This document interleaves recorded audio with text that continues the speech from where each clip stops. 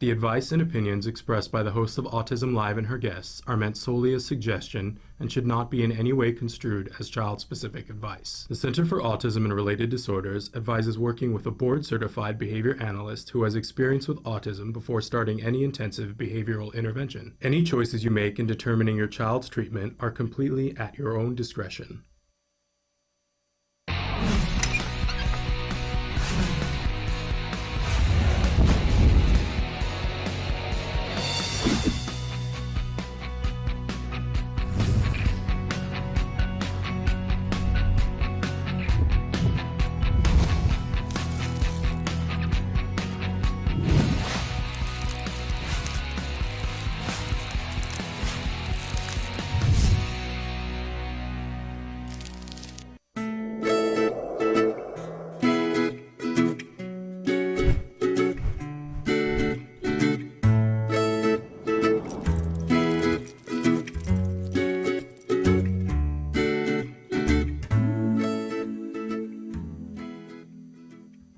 Good morning and welcome to Let's Talk Autism with Shannon and Nancy. I'm Nancy Jackson. And I'm Shannon Penrod. And so Good I'm morning. happy to be here. We were talking about our weather here in Los Yes, Angeles. we're having a cold snap. It's so unusual for us to have weather to discuss that it becomes a big deal. And last week it was 84 degrees.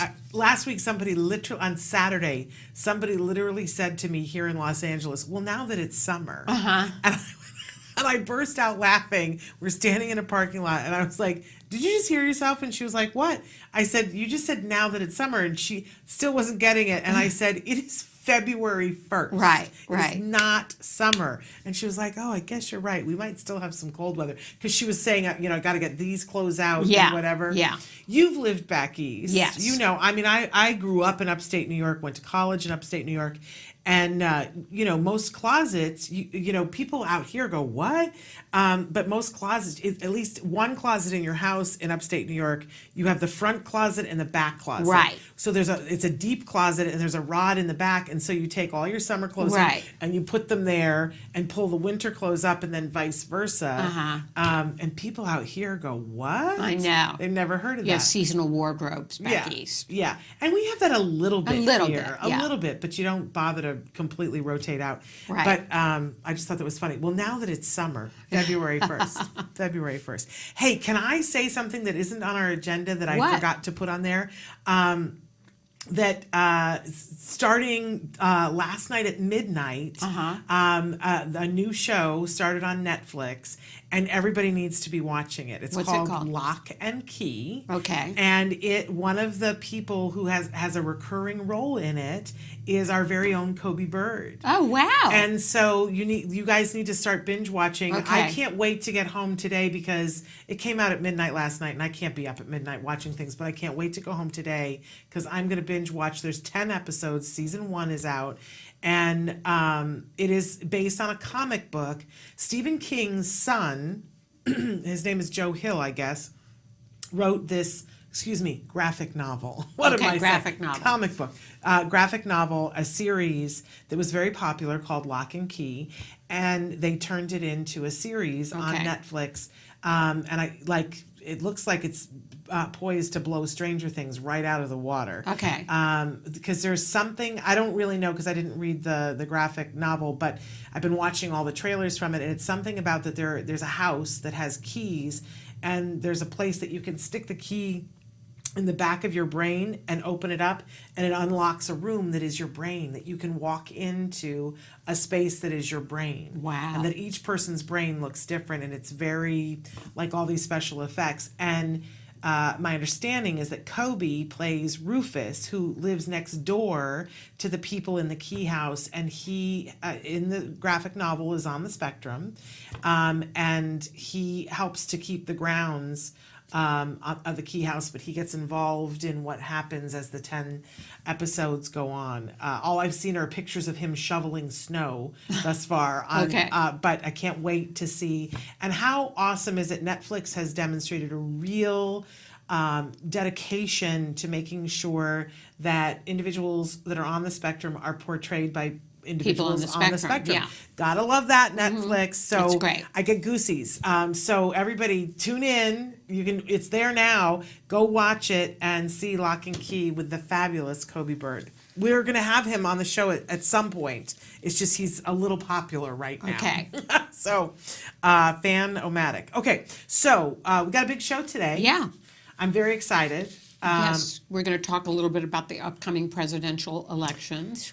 Yes, we have a guest. Eric Ascher is going to be joining us from RespectAbility and talking a little bit about, he was covering for RespectAbility the recent Iowa, the debates that happened in Iowa before the caucus. And I can't wait to talk to him. I entrenched myself in the last few days in all of the candidates, the Democratic candidates have had opportunities to put out policies on how they feel about disability.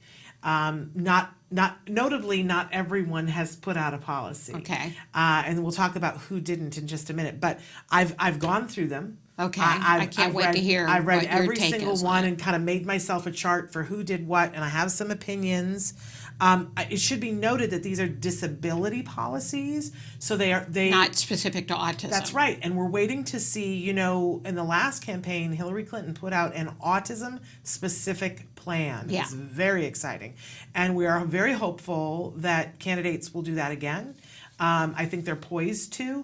But, I want to share with you some broad strokes. These are available online. Anybody can get them, but some broad strokes about that. But then we're going to have Eric talking about how RespectAbility, how they're looking at these candidates and what they're doing to help us all sort these things out. But then we have a couple of news stories. Yes, we do. In New York City, there is a class action lawsuit against city and state education department for charging that the lack of ABA violates federal special education law. This is landmark, right? Right. Because I think everybody's been sort of waiting for somebody who has the time, money, and patience to do this. Because a lot of states offer an early intervention program, Right. and you go and you do your early intervention program if you're lucky at 3. And some states even have grants that you can get your child started with ABA. Great. And everybody's 100% clear that at 3, that ABA is the gold standard of treatment, right? And we're going to cover it and do whatever. But then suddenly it's time for your kid to go to kindergarten, and you're there with the IEP, and they go, oh, we're not putting ABA into that IEP. Right. We don't do that. We don't do ABA here. Or they say, well, we don't have to specify it on an IEP. And you're left with, well, what do you do? And they go, oh, well, we don't have to specify what method. And there might be some loophole. I don't even know that. We should ask Bonnie about that. There might be some loophole that allows them to do that, but you have to show results. And there's nothing that shows results, there's nothing that shows the results that ABA shows in the classroom, certainly. Right. So these parents are saying enough. We're saying that this is a violation of our child's rights, and they're suing. And there's a group of them, and it's very exciting. I can't wait to see what comes of this. And the fact that they're doing it in New York City, bless these folks. Because all of us could have done this at any point, but you need to have a group of people. They've got to have some money. They've got to be willing to take some time. Right. So we're going to try to follow this. I want to try to see if we can get some of the parents that are involved in this to come on the show to talk about what they're fighting for and why they're fighting for, because the truth is, you guys, they're fighting for all of us. Right. And what happens to them will have an impact on what happens to the rest of us. Okay, next story, a diuretic with a promising... treatment for autism. Yeah. Do you know how to say it? No, Bumetanide? but what's interesting to me is that Taka has been talking for years about the benefits of giving our kids GABA, GABA, which I did not know is gamma amabutyric acid, which apparently the I don't know how to say it. It's spelled Bumetanide. It looks like bumetanide. There you go. I didn't realize that is part of that, and that's a diuretic. But we've heard for years of patients being put on GABA. But this actually decreases the levels of GABA. So this is interesting, right? Right. It's very, very interesting. So I don't know, but interesting beginning studies. This came to us from Medscape Medical News. So interesting. They found that young children with ASD treated with the diuretic for 3 months scored better on a behavior scale that measures emotional response as well as verbal and nonverbal communication. There we go. Take a look, see if it's something that interests you. And then our last story today. Oh, it's the heartbreaking story. And I always teeter on whether we're going to cover things or not. But I think sometimes it's important for us not to look away when things happen. And as I read this story, I was like, well, here's the reason why I want to cover this story. You've all heard the story of the New York City cop and his fiance that are being accused of murder because they took his 8-year-old son on the autism spectrum, and to treat him a lesson, it's just like so hard to even talk about, you guys. They put him in the garage overnight to punish him, and it was below freezing weather. Right. In the morning, the dad called for help and said that the child had fell. They took him to the emergency room and discovered that he was suffering from hypothermia, and that what the dad had said did not corroborate the injuries that they were seeing. Right. That like this whole thing about, oh, he fell in the driveway on the way to the school bus. I don't know how he's frozen. Like, honestly, I have no words. But here's what I want to say, is that the poor mom of this child who is now dead, and there are other children too in the family. Right. And mom had gone repeatedly before a judge and said, please don't send them back to spend time She with their said, father. if you're not going to remove the children, they're going to die under his care and custody. And look, She told the family court. I like that poor woman and what she's having to deal with today. But you know how, but we've had experts before on the show that say if your child even looks like they have the potential to elope, imagine your child saying to you, the next time you leave me to my own devices, I'm going to run out into the street and potentially get hit by a car. What would you do? And I think a lot of times as moms, we like have an instinct and say, this is not good. And we say to officials, but you got to follow your gut. Right. You got to follow your gut. Right. And I know that there were times in our life when, well, there was one time notably when we were not getting the services that they kept making us wait to start for services. And I said to the people on the phone, I said, you have 48 hours or I'm going to start calling every news outlet, and I have friends. I didn't have friends. I do now. But I didn't then. But I was like, I'm going to start calling the news. And I think as parents, we have to help each other and be aware. And you got to follow your gut. Because I keep thinking about what does she wish now that she had done, and it looks like she did everything she could have. Yeah, it does. I mean, what does she wish now that she had done? Because, here we are, and a lot of times people will poo-poo you. I remember that my son was going to go on a field trip, and I said, I'm going on the field trip, and they were like, no parents on the field trip. And I said, change your thing. And she was like, well, I just don't understand why you're being this way. And it was 3 weeks after, do you recall this? There was an 18-year-old that went on a field trip in Los Angeles County and drowned because his aide lost him for a couple of minutes, and he went into a public pool and drowned while she was looking for him. And I said, don't tell me. I said to the teacher, don't tell me not to worry about this. Right. In our district, a kid died, and she was like, oh, for heaven's sake, that would never happen with us. You're overreacting. And I said, that is my right. That is my right. Went on the field trip, and do you know what happened? The kids were assigned to 3 buses, and my son was assigned to be on a bus. I was there with him. That bus left without him while I stood there. I remember this. And I was like, so how's he supposed to get back now? And they're like, oh, we'll just shove him on another bus. And I was like, and you wonder why I wanted to. If your instinct says go or don't let your child go here, like, do what you have to do. Listen to your gut. Listen to your gut. Ask for help. Say you're going to call reporters. Do what you have to do. What's even more amazing to me is that the police officer, the father, launched an online fundraiser to cover the cost of his son's Yeah, funeral well, expenses. Look, this guy, we have to be careful and keep saying allegedly, whatever. But first of all, how you think it's appropriate to have your child, even if it's nice weather, sleep outside in the garage as a punishment is beyond me. But we just got done saying that we both have lived in that part of the country in the cold weather, how you thought that was okay. But then when you realize that you messed up, the appropriate response is to screamingly call 911 and say, please come help my child. I've done something stupid. Yeah. You don't call and say, oh, he tripped on his way to the bus. I don't know why he's cold and unresponsive. When you're lying to cover up stuff, look, and it's your child and your child needs the health care right now, I got no time. Right. I got no patience, top of my head, and circling because, what a horrible, horrible human being. Right, really horrible human being. So, I got no time, no patience for that. well, he's charged with second-degree murder now, so.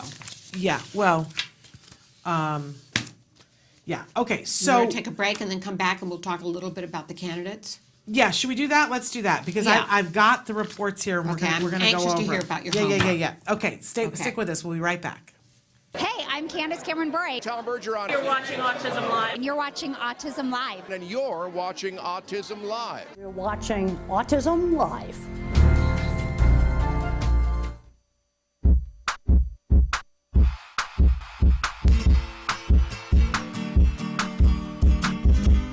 Hi everyone, welcome back. For the month of February, I thought it'd be a great idea to work on an activity that would help your kiddos identify and label emotions. And to help me out today is my good friend, Jamie. Hey, Suzanne. Hey there, Jamie. Hey, how can I help? Well, the way you can help me out is that because you're a sock puppet, you can do things with your face that I cannot do. No way. Totally. The way you can do it is that, you have interchangeable features, which means you can make super exaggerated faces, which makes it easier for kiddos to identify them and to label them. Uh-huh. Hey, I have a favor to ask you. Yeah. Can you help us out and show us some of your faces you can make? Of course. Here we go. Ooh, you look super mad. I was super mad. Can you show us another one? Sure. Ooh, you look super sad. I was super sad. All right, can you show us one more? One more. All right.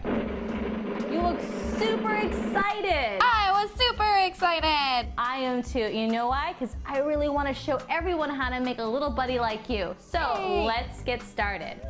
The materials you'll be needing are googly eyes, felt, a hot glue gun, imagination, scissors, Velcro, some heavy cardstock, and a clean sock.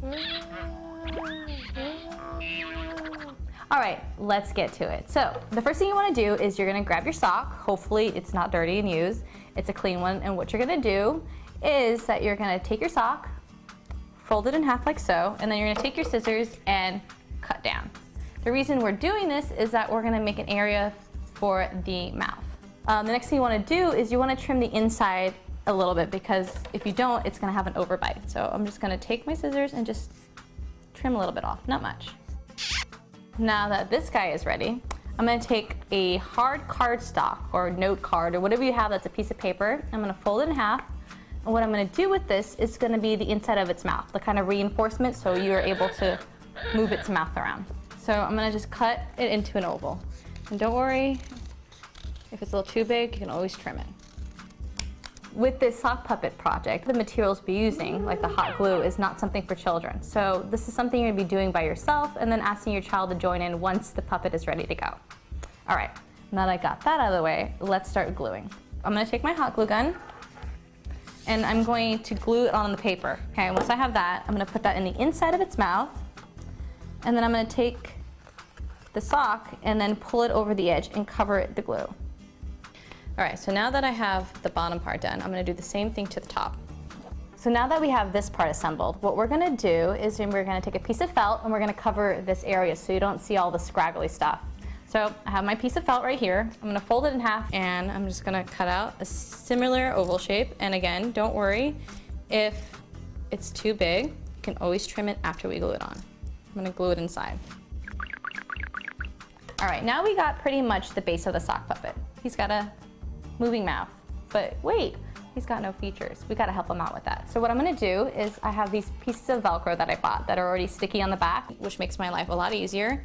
And I'm gonna peel this off and place it where I want his eyes.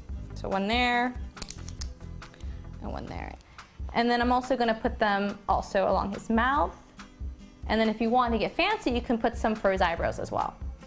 So now that I have this, we should be making some features for him. I'm alive! Alive! I had a great time with my buddy Jamie, and I hope you did too. Until next time, bye. Bye. And don't forget to send us your photos at facebook.com/autism-live. Can you see me? Can you see me flying by your side? And we're back. We are. And you have some research here that you've Yeah. done on the candidates, the Democratic candidates. Yeah, somebody had posted the other day when it's just been in the last 2 weeks that most of them have come out with these, and Bernie Sanders had come out with his last week, and somebody had posted on Facebook about it and said, Shannon Penner, I'd like you to weigh in. Well, I can't really weigh in on Bernie Sanders without reading everybody's, right? So I went online, and the first thing that I tried to see was how accessible was it to find their disability policies. Right. How was it? Because, when you're a person with a disability, first of all, and somebody's saying, I really want to be able to find this, and they're saying, we want it technology, universal design. Did you put your money where your mouth was? Was your policy easy to find? I will tell you that Amy Klobuchar's was really difficult to find. Okay. Bernie Sanders was really difficult to find because there were lots, and I don't necessarily think it's his fault. There were as you just Google what his policy is, there are lots of people discussing it. And so just finding the actual policy was a little bit more difficult. And some people decided to do a very short thing on their website about it, but with clickable links to go to further, which isn't always ideal for people with different disabilities. Right. So let's start with the fact that there was one of the, and I just did the main candidates who were polling the most. Okay.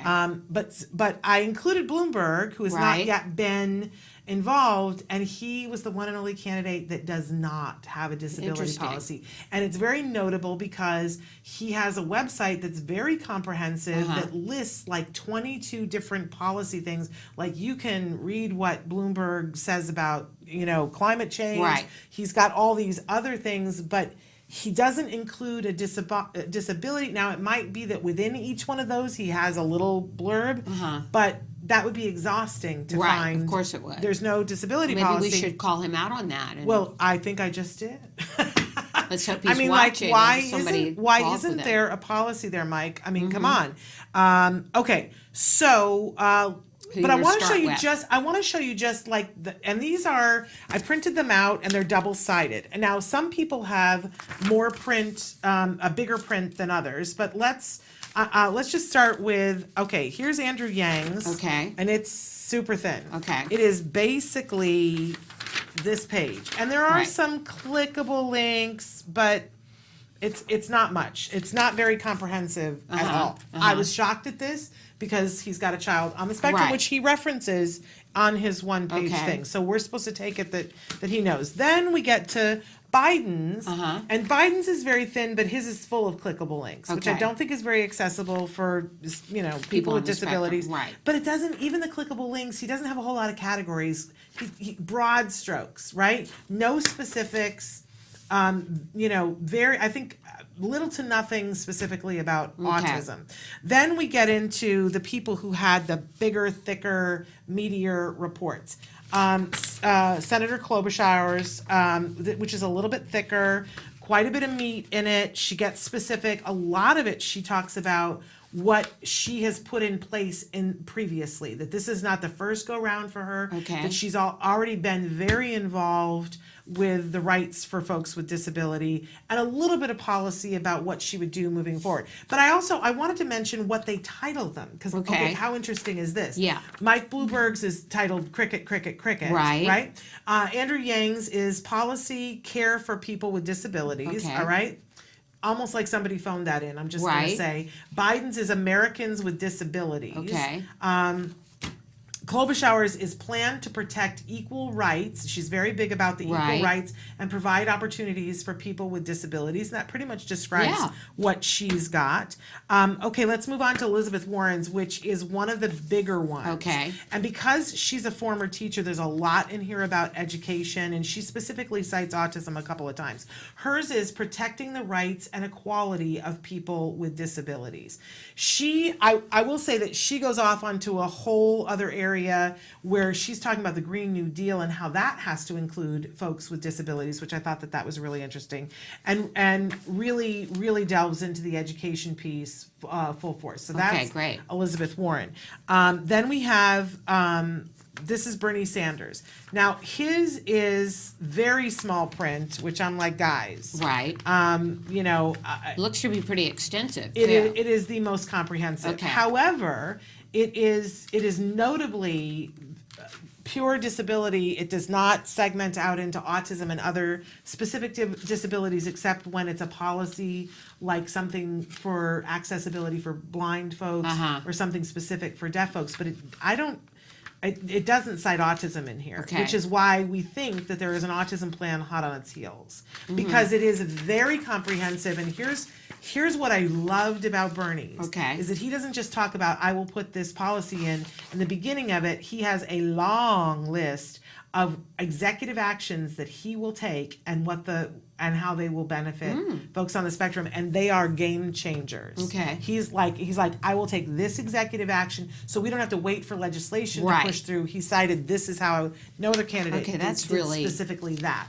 So That's and a it big is, plus. and he covers things in here that the rest of them have not thought about. Right. Like very comprehensive. Okay. Then we get into, but his is titled Fighting for Disability Rights. Okay. And that's really what it's about. It's very Uh-huh. aptly named. Then we get into Buttigieg's. Oh, I guess this is the last one that I have. Buttigieg's, which I like At the least you can title the pronounce best. his name. No, I think I got it a little bit wrong. But here's what I liked about his. It was the easiest one to find. It was the most accessible. It's formatted the way it's the most accessible for people with disabilities. And I like the title, Dignity, Access, and Belonging. What's the subtitle? A new era of inclusion for people with disabilities. Okay, that's great. Great title. I really like that. And I like the way first he gives you, like Bernie he gives you his key points, and then he gives you his executive orders that he'll do. And then he has, I think, 19 different areas that he discuss, but he doesn't tell you what they're going to be in the front. He doesn't give Okay. you a table of contents. Buttigieg has 1, 2, 3, 4, 5, 6, 7, 8, 9, 10, but they're clickable so that if you want to just skip to his mental health care policy, you can. I wish the Bernie people had done that. And notably, the difference is that this one, the Buttigieg one, has autism throughout it. Okay. So when asked last night, I said, I wish I could take these two And meld them. hybrid together. Yeah. Because Bernie, you cannot dispute that Bernie's got a plan here of what he's going to do immediately and then what he's going to do long term. I will say no one was as concise as Buttigieg was about he is all inclusion. He's like, absolutely, and has a plan that 80% of individuals with disabilities, 85% of individuals with disabilities will spend 85% of their time in an inclusion classroom by 2025. So that's a lofty goal. It is. And he's saying that he will do the training, because we all know we want inclusion, but it's got to Right. be good inclusion. And he cites autism and autism-specific agendas throughout his plan. Again, Bernie doesn't, but we think it's because we think he's about to come out with an autism-specific plan. Specific plan. Now, What makes you think that? well, here's why I think that. Because these are all the Democrats, right? And in the 2016 election, many of us were asked by Tony Coelho to participate in writing policy. And explain who Tony Coelho is. So Tony Coelho is an ex-representative from California. He is a gentleman who identifies himself as an individual with a disability. His particular disability is epilepsy. He ran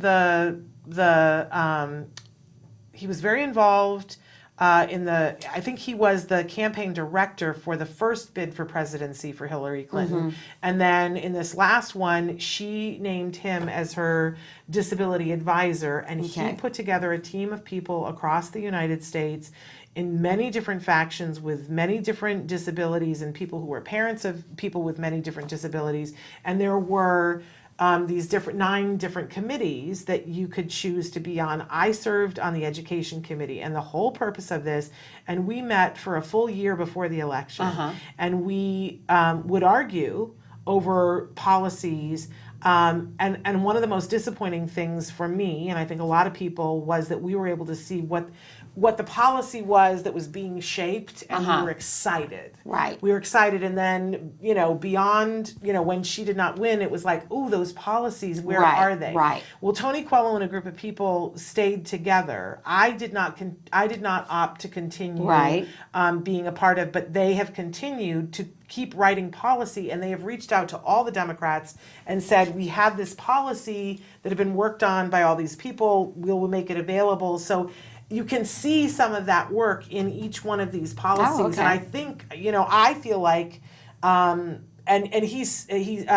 Bernie cites Tony Coelho in his. Okay, great. So all that work didn't come to... It didn't go to nothing. They were able to take what they felt they agreed with. Right, and leave the rest at the door. But, fairly early on, Hillary Clinton came out with an autism policy. The fact that Bernie notably does not specifically cite autism in that very comprehensive report, and he cites Tony Coelho, I feel that it's very likely something's coming, that he will put out and it's so different from Buttigieg's, because Buttigieg keeps, and I don't know if you watched the other day after the caucuses, when they each gave speeches, Buttigieg was the only one who mentioned autism in his speech after the Iowa caucus. So somebody is talking to Buttigieg and saying, keep us in there. Right. And I can't believe that nobody is with Bernie. So I feel like it's so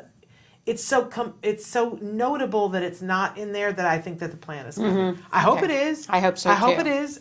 Let's have that happen, Bernie Sanders, folks. So anyway, hopefully that has set us all up to hear what RespectAbility is saying about, because they've been in candidates. Iowa. Yeah, I want to hear their with opinion. the candidates. Yep. Yeah. So all right. We're going to take a break, and we're going to be back with Eric Ascher. Here we go. Do you provide care services to someone with autism? Recently, more and more children are being diagnosed with the condition and getting the support they need as awareness grows. But what happens to these children as they grow up? It's estimated that over 500,000 youth with autism will turn 18 in the next decade, and they'll be faced with a very difficult reality. As children with autism grow up, their services start to disappear or become very difficult to access. Things like medical care, mental health counseling, vocational training, and more. All services that are still desperately needed. The loss of support that youth with autism face as they grow up is so severe that it's referred to in the autism community as falling off a cliff. Adults with autism need the same level of support they had as children to avoid falling off the services cliff. Introducing Skills Living, the web-based software designed specifically to help transitioning youth and adults with autism so they can avoid the cliff and instead fly to success. With Skills Living, help your learner with autism develop the skills they need in all the critical areas of adult life, including self-control, planning, and problem-solving, effective communication, performing life skill tasks for independent living, acquiring and maintaining employment or other meaningful activities, developing and maintaining social skills and relationships, accessing transportation and public services, and being safe.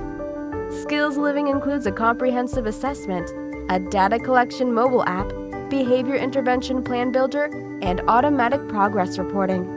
It also provides a complete curriculum addressing 16 key areas spanning the entire range of functioning adulthood. Skills Living is easy to use and can be implemented by schools, parents, and autism service providers. Call or click today for your free demo and see how Skills Living can help your learner with autism avoid the cliff and instead reach their fullest potential. Skills Living. Wish, learn, become.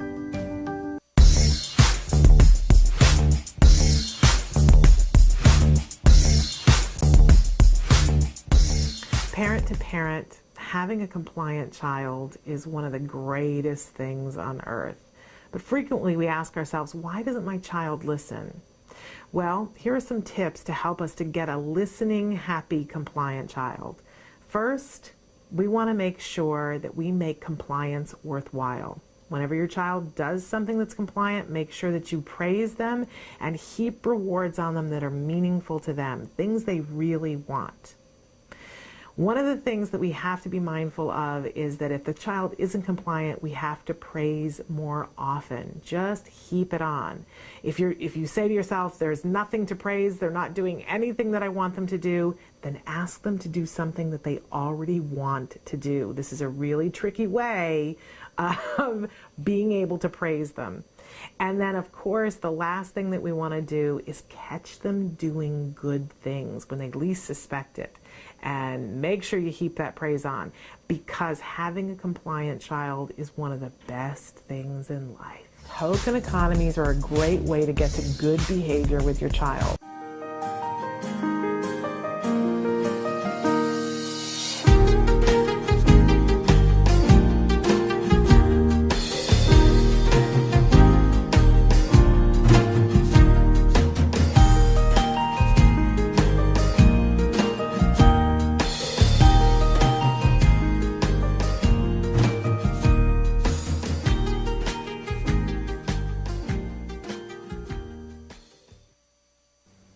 Neurodiversity in parents. One big happy family? We hope so. Anyway, what is neurodiversity?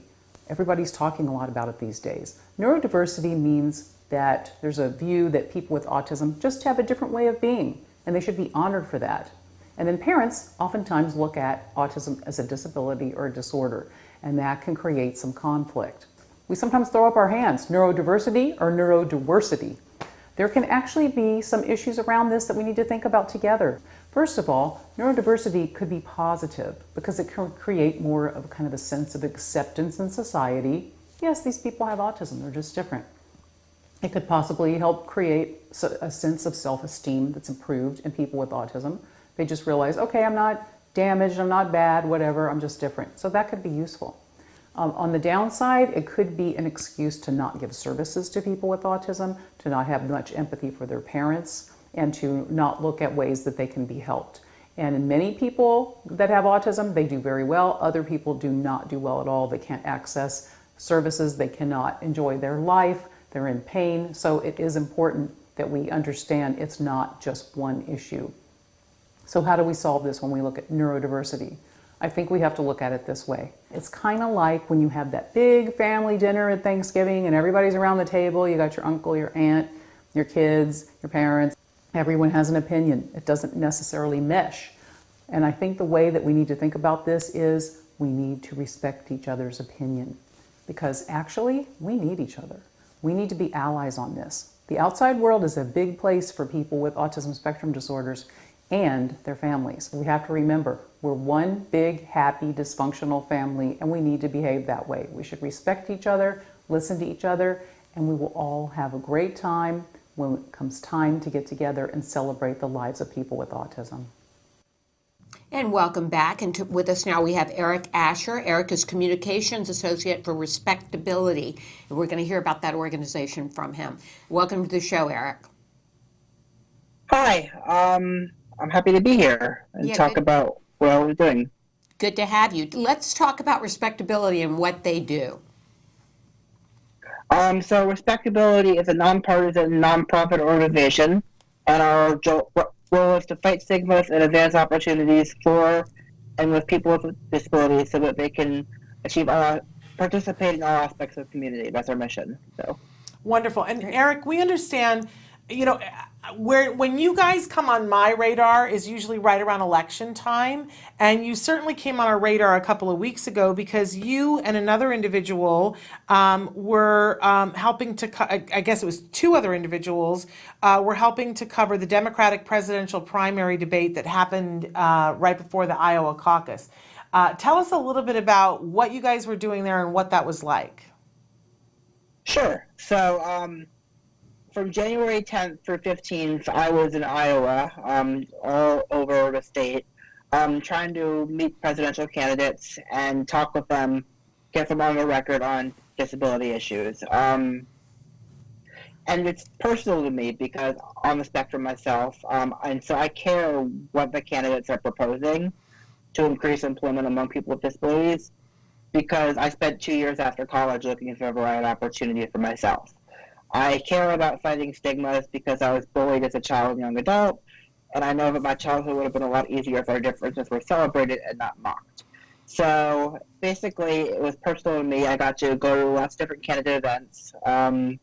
I attended rallies and town halls for Elizabeth Warren, for Amy Klobuchar, for Pete Buttigieg. Sorry, that's my boss just popping in. So I attended events for Amy Klobuchar, Pete Buttigieg, Elizabeth Warren, Andrew Yang, and then I got to participate in the spin room at the presidential debate in Des Moines. So that was a highlight of the trip for me. Well, I'm chartreuse with envy because to be there and be on the ground and be talking with these folks, I mean, there's nothing like that. I can't even imagine. So we didn't get to be there. Right. So what did you learn? What did you walk away with, Eric? What are your thoughts now?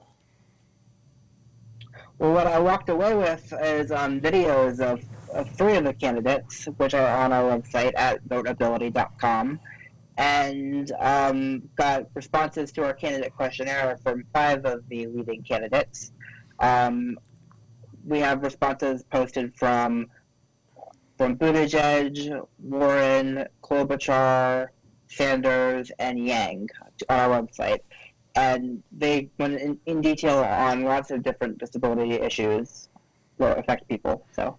Yeah, I love that you guys have a very specific form. We were talking earlier because we've been going through all of their disability policies, the ones that have them. And it's very hard to judge apples to oranges because they're different. But I love that your form, you're asking everybody the same question and then you can compare what their answers are, which is really wonderful. Yes. Is there anybody thus far who is, just said, no, I'm not doing it? We have not had anyone fully reject us, and we're just waiting on responses from the rest. We're hoping we'll get some more as the campaign goes on. Okay. Are there any of the candidates that stand out to you in terms of what they're offering? Well, at Respectability, speaking on behalf of Respectability, we're a nonpartisan organization that does not rate or endorse candidates. So I'm not necessarily comfortable answering that question. But, good answer. I will say that a lot of them had good answers. So, Okay. And I would encourage everyone to check them out. And is this a big difference in that you see this campaign as opposed to the last one? Well, I wasn't involved last cycle, but from what I've heard, yes, it's a lot better this cycle. I've heard from my colleagues that it was a big deal when Hillary had her plan last time, and that now having so many candidates have plans, and a lot of them are thorough, and a lot of them actually know it. What I will say is when I've interviewed them, a lot of them actually clearly knew what they were talking about, which made me really happy. So, Right. Yeah. Is there a specific question that you like to ask the candidates, Eric, that because you're interested in their specific answer to that question? Well, we came up with good questions as a team. I would say the biggest one is about employment for people with disabilities. And that's the one we asked most of the candidates because that's the issue. Like, for example, I as I said earlier, I spent 2 years looking for a job, having all the qualifications I think I needed. But it took me 2 years to find someone who was willing to give me a chance. And the employment gap for people without disabilities, I'm going to the National Governors Association meeting this weekend, meeting with all governors, and I've been compiling flyers with statistics on the employment gap for people with disabilities and people without disabilities in all the states. And the gap is big in every single state, and it's a big, big problem. So. Absolutely. And so what, you do have a job now, and you're doing a great job at your job. For people who don't understand, give them a little bit about what your background is, because you were poised to be in a great job like this. What had your background been before you were in this job, while you were looking for a job for 2 years? So basically my background is I went to college. I was at Goucher College in Towson, Maryland. And I was a communications major, political science minor, and I wanted to do something that integrated both of those aspects of my interests. And this opportunity came up for a fellowship at RespectAbility in January 2018. And then I spent 5 months here. Started out as an unpaid fellow, became a paid fellow, and eventually, after a summer internship at a PR firm, I came back and was hired full time. So it was a long process, but basically the thing is, what I learned is that there's no better interview than doing the job for 5 months, basically.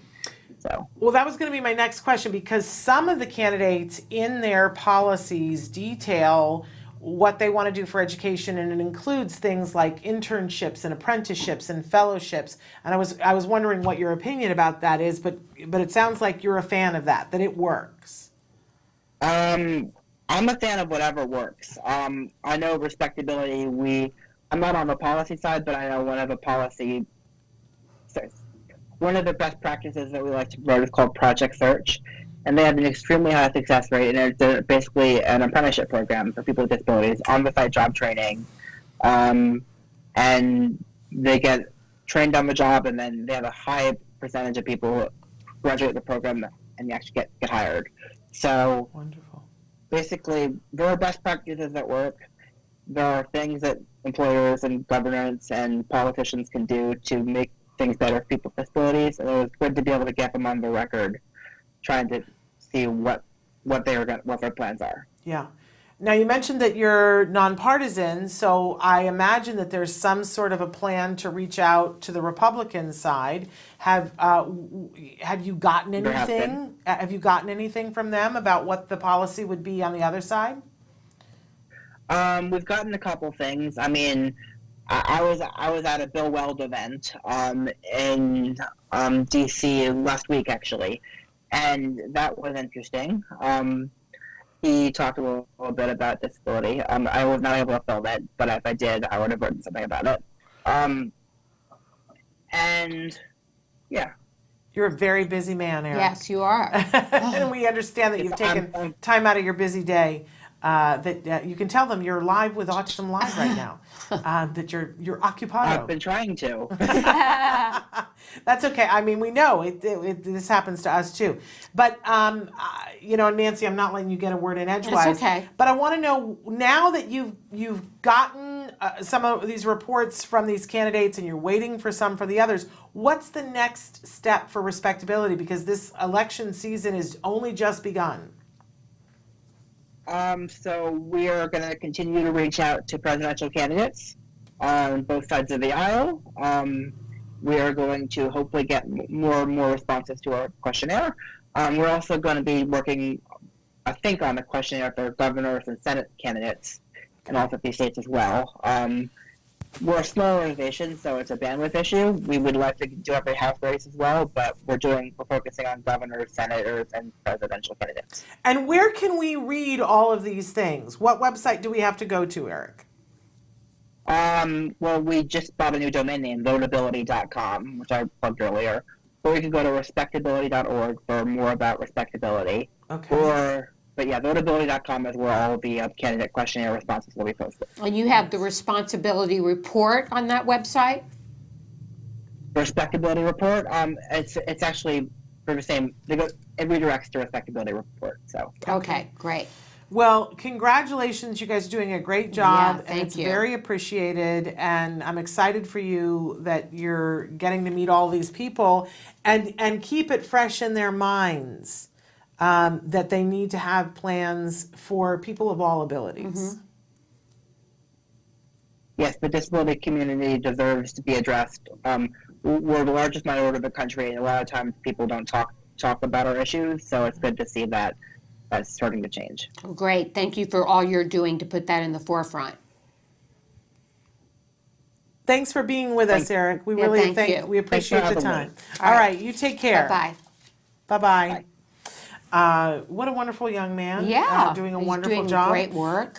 Yes, and how exciting to I be know. young. Like, I mean, if I were 30 years younger, I would wanted to have been in Iowa Right, too. I mean, right. I've been in I was saying the other day that I have caucused before. You have? Yes, because when I was a stand-up comedian, there was a year that I was based out of Iowa, and it happened to be, this is how old I am. It happened. I caucused back then for Al Gore. Okay. And it was fascinating. It was a very fascinating process. And, I was saying, on Monday that, there's something to be said for this process. I know people think it's folksy, but there's something to be said for now everything is so removed and on social media. And I see people write things on social media that they would never say to another person's face. Right. Not ever. We Right. weren't raised in barns. No. Come on. But when you're face to face, you cannot say those things. And you have a place that you go to that is in your neighborhood. And you go there, and at that time, I was living within a 3-mile radius of several relatives, my mom, my grandmother, and my aunt and my cousin. So we were all at the same polling place, which was fascinating, and all these other people that were there too. And, they have opening comments, and then they say, all right, now, here, it was Bradley at the time. It was running against Gore, and it was basically the two of them. And it was like, so everybody who wants Gore, get on this side of the room, and everybody who wants Bradley on this side of the room. And then a discussion ensues, and they count and they see, who has what. And if a candidate isn't viable, then those people get to decide, do they get to go to the other candidate? Now, this was so much more complicated this year because there's so many candidates. Right. And I sat glued to the whole thing on television because I was looking. My brother and my sister live there, and I was looking. 4 years ago, they were in their polling place, and we got to watch them caucus, right? So, but you watch people and the deals that get made, because people were like, they showed up and they would, for instance, be for Klobuchar. But then in that particular location, she wouldn't be viable. She didn't have 15%. Right. And they do the first alignment, and if your candidate doesn't have 15%, you have to either say I'm out, and you can, or you choose to go with somebody else. And so, I was watching one interview, and the person was like, well, I came here for Klobuchar, and I knew that if she wasn't viable, then I was going to go to Buttigieg. But then the Sanders people came over and said, don't do that. Come over to the Sanders, and if you do, we'll give you a delegate. Later on, there were like all these backdoor, these like neighbors who are backdoor politicking right there. It's a fascinating thing. I heard them, on the news the other day saying, well, they should go with the first alignment because that's called voting, but that is not voting, because when there's more than one candidate, you go knowing, if my candidate doesn't win, then I would want this person, and later on, they're all going to be winning down, and it will only be those people. So it isn't who you went with, who won the first alignment. It really isn't. So, but we are not going to waste any breath talking about the nightmare of them not knowing who won. Right. I think one of the I biggest know. That's debacles crazy. in the history, because you guys, even if your app didn't work, even if the phone didn't work, there were 1,700 polling places. Right. 24 hours later when they still didn't have the count, I'm like, because you had it on a piece of paper. We watched you. Right. It's 3 numbers times 1,700. You have a staff of people. I am slightly dyslexic with numbers, and I could have pumped that out in 24 hours. Yeah. Don't tell me. I know. It's a disaster. It's a mess. It sure is. Anyway, okay, so want to take a short break and then I come think back? we're pretty much out of time. Are we You not? want to tell us what's on the... Traven, are we out of time, or do we want to take a break and come back? All right, he says to take a break, and then we'll come back to close out the show. Talk about what's up Yes, next. I've got stuff for next week. Great. All right, stick with us.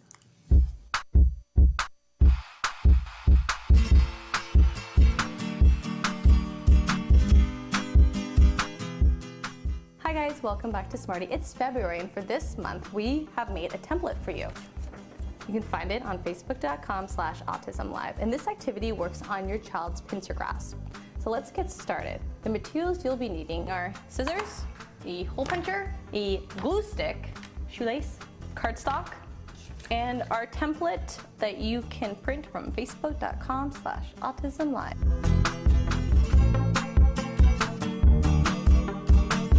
First, I'm going to take my template and glue it to cardstock.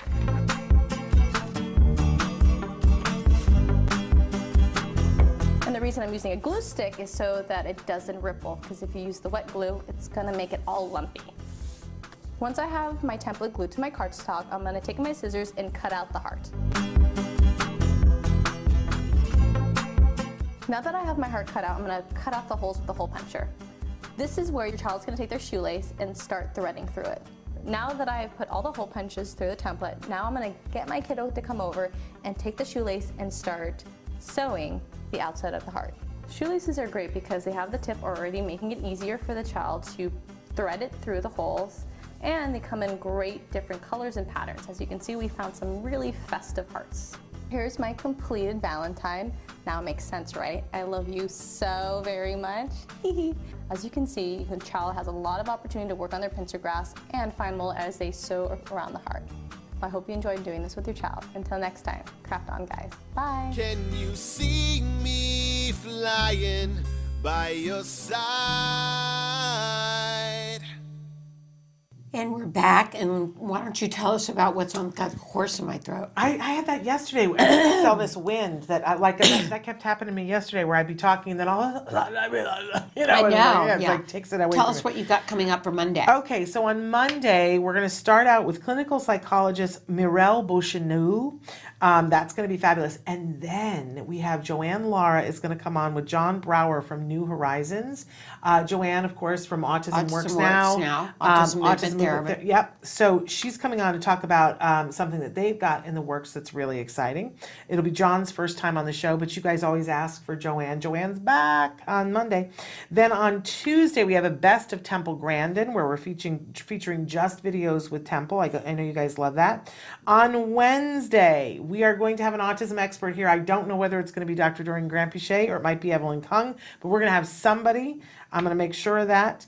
On Thursday, it's to be determined because we're waiting to hear back from a guest who's very exciting. But then on Friday, when it's the two of us, we have the amazing Katrina Aguilera, who's going to be with us. Now, Katrina was on once before for just a short segment when we had Joanne Lara on, because they were doing a benefit with Kiki Epson. And so they were saying Kiki Epson was singing, but that they were going to have the guest performer, Katrina Aguilera. She's got an event that's coming up. And I was not able to go to that event with Kiki Epson, but Kiki's divine. And, right. Anytime Kiki sings, it's a treat, right? But everyone who went to it said, oh my gosh, this young singer who is classically trained, but apparently has pipes like, everybody says, oh, is she related to Christina Aguilera? No, because her name doesn't have the A at the end. This is Katrina Aguilera. Right. No relation to Christina Aguilera, but apparently the pipes are passed down somehow through the name being close. And more importantly, she's on the spectrum. She is on the spectrum, but I would say more importantly, she's wildly talented. More importantly, she's wildly talented. Yeah. Right. So, but the reason why she's joining us is Right. because to tell her story of the last time we just were talking about what she was going to be singing at the event, but we decided we better have her back on Okay, great. before she becomes, you know, the Hits Grammy-winning it big. artist that she Yeah. will be. We need to hear her story while she has 8 minutes right Right. now. Okay. But don't, so that's what's happening next week. But don't forget, you guys, go home tonight and go to Netflix, go to Lock and Key. My understanding is that Kobe is not really in the first episode, that apparently there's like a 3-second thing of him in the first episode. So you're going to have to watch the first couple of episodes to be able to see Kobe, but I understand it's going to be worth it. I cannot wait. I'm Okay. like, I've been waiting for this for so long. When he got cast to do this, which was almost a year ago, and you know, they're friends of our family, and of course we've had Kobe on the show before, and he is a delightful young man. And so you know, for months I was sitting on this while they were filming in Canada, not able to tell you guys, but it's big. It's big. It's wonderful. Okay, great. All right. We'll all be sure to watch. Excuse me. We'll be back on Monday. Until then, give your kiddos a hug for me. And give yourselves a hug for me. Bye-bye. You got the frog thing going on.